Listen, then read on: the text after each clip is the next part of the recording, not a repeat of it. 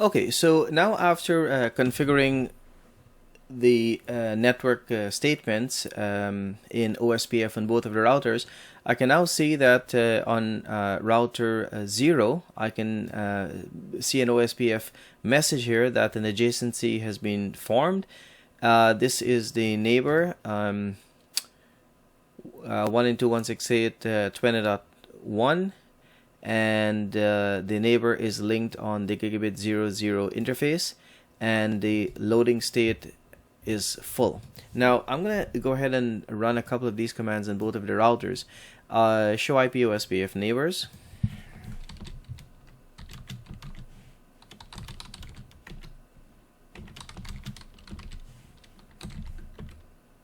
Okay, so let me just analyze here a little bit and just explain what this is. So the neighbor is shown as 192.168.20.1. Now if I go over to the other router and issue the same command,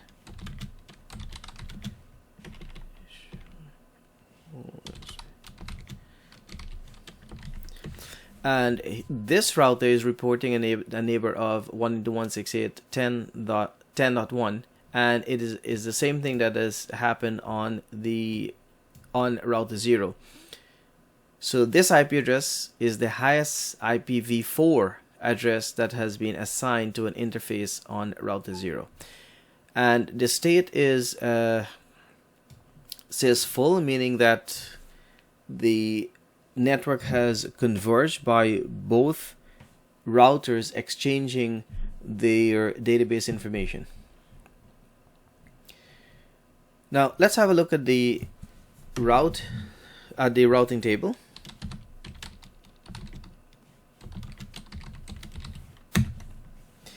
Now we can see on router 1 we have another route, or another entry in the routing table, and we have an O beside it, and you can see that the O here means it is an OSPF network, which is here, and that OSPF network is now 192.168.10.0. so this route was not in this routing table prior to configuring the OSPF.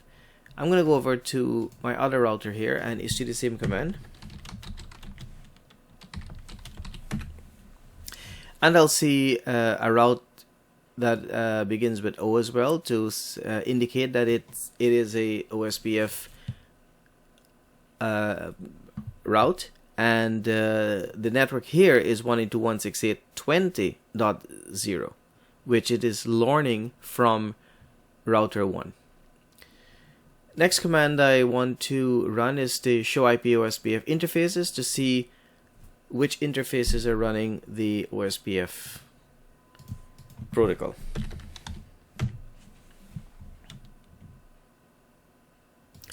Okay, so gigabit 01 is running the OSPF protocol, and gigabit 0 is also running the OSPF protocol. These two interfaces. Next command that I want to run is the show IP protocols.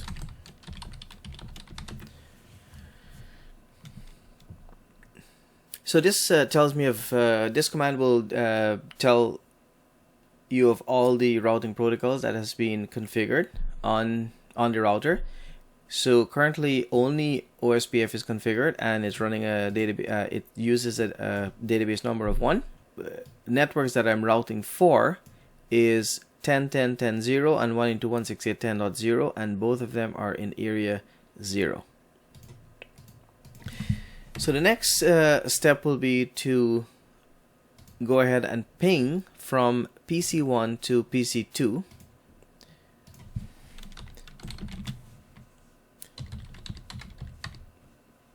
So PC2 address is 20.10, and now I'm getting a reply because both routers now have routes to the entire network. So I'm getting a reply from PC2 to PC1, and the ping to 192.168.10.10, which is PC1, I'll get a reply. So that brings us to the end of this lab. So thank you for watching, and I hope this lab was helpful.